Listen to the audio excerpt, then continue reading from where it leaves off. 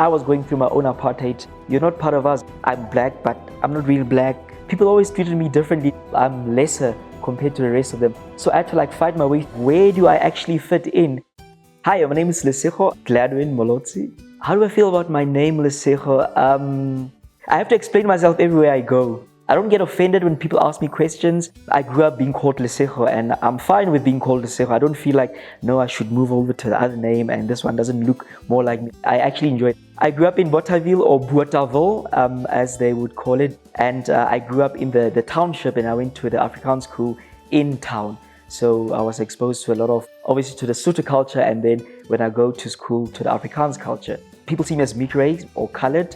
I didn't grow up with many colors. I know Sotho, I know Afrikaans, and that's where I'm at.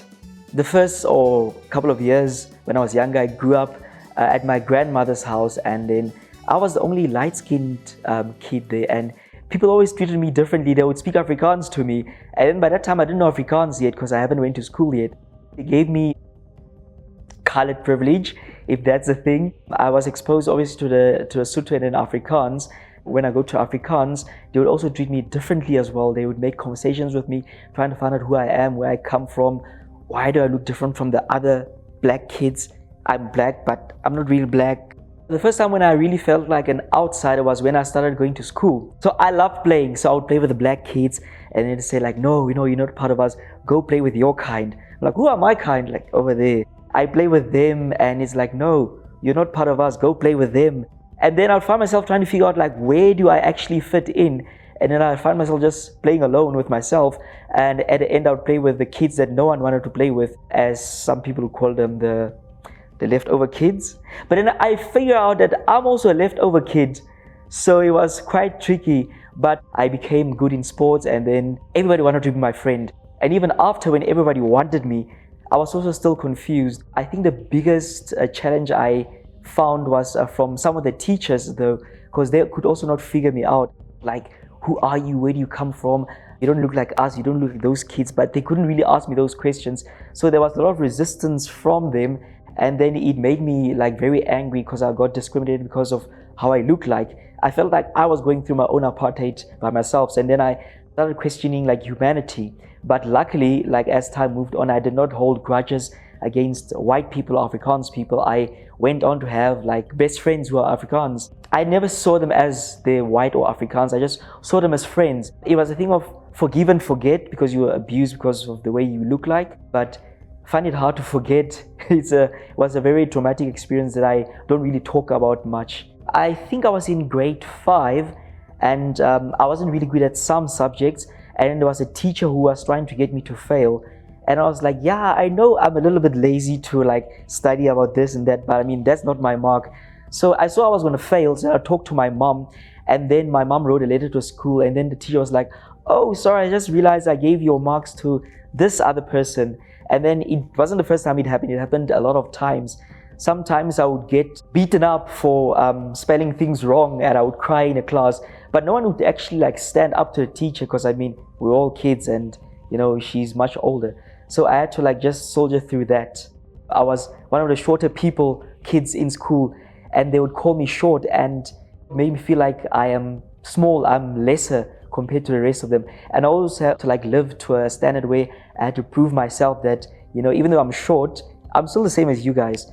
And then I found myself doing athletics, and then I would run against the taller kids and win. And I had to work my way to prove myself that even though I'm short, I'm not lesser than you. So I think that's the most hurtful things that I've encountered. I would say an incident that had happened, I was in first year and then we were going to compete in the Olympics of the race, and they were looking for people to run the long distances, the hardcore stuff. And then there's okay, who's going to go and run? And no one raised their hands. And I raised my hand and they said no, you're not good enough, you're too short. But I know how to do these things. And they're no, you're not going to run. So I had to fight my way through that to go and actually run. And I won. After I won, they actually ignored the fact that they didn't believe in me because I was short. They just ignored it. I never questioned my identity. I knew, even from a young kid, I love God. And even now I'm a Christian. I would ask my mom, hey, it's the 24th of September. What do I wear? She's like, you can choose, you want to be black, do you want to be colored? And I'm like, I feel like being colored. So what do I wear? And she's like, I don't know, you should have asked your dad before he passed away. She didn't have much information. So every time Heritage Day comes through, I'm like, where do I fit in? But I never really struggled with my self-identity, more with the culture that I fit into. I think outside school, what affected my confidence kind of was when I go back home, I would want to, be free, be myself, play with the kids that I grew up with, when I go back to the township. And then thinking that I have escaped school, where I faced those kind of trouble where no one would accept me, going back home, I would still face the same kind of issues. They would say, hey, go to your kind. But I mean, like, you are my kind. Well, I think you are my kind. And I would face the same struggles that I think I have escaped from. So that would be my biggest challenge that I faced outside school. I would say most Sotho when I go back home, because it's in a township, when I feel most colored, that is still up to a debate, because I would still meet my cousins from my father's side. They speak different with a different accent, but I never know when I feel most colored. Also, probably because I've never been exposed too much to their culture. I know more about the Sotho culture than the colored culture, so I would say most of the time I would feel Sotho compared to being colored.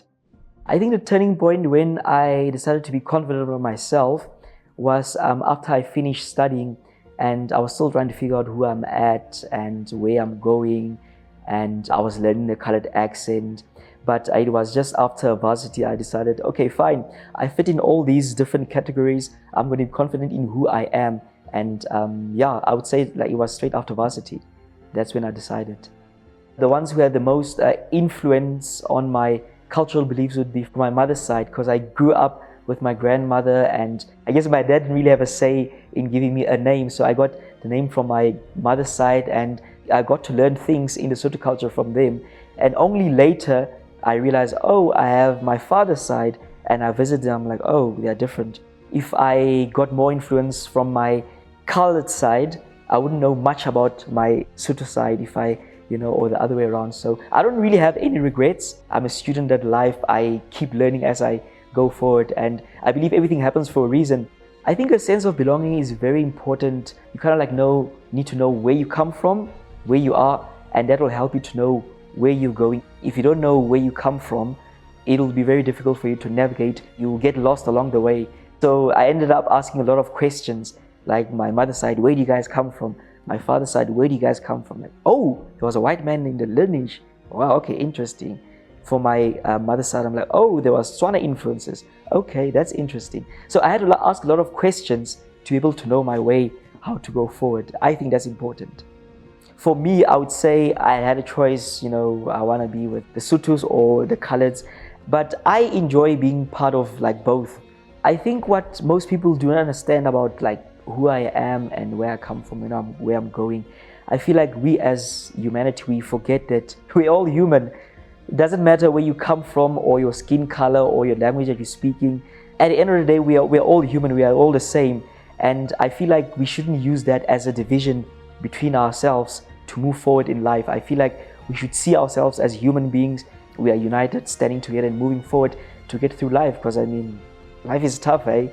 To belong to a culture, I believe, because we are social beings, we are meant to be among people. You need to find out like where do you belong to, where's your group, where's your circle. I'm on a journey to find out, am I black with the white stripes or am I white with black stripes? Because I'm a zebra.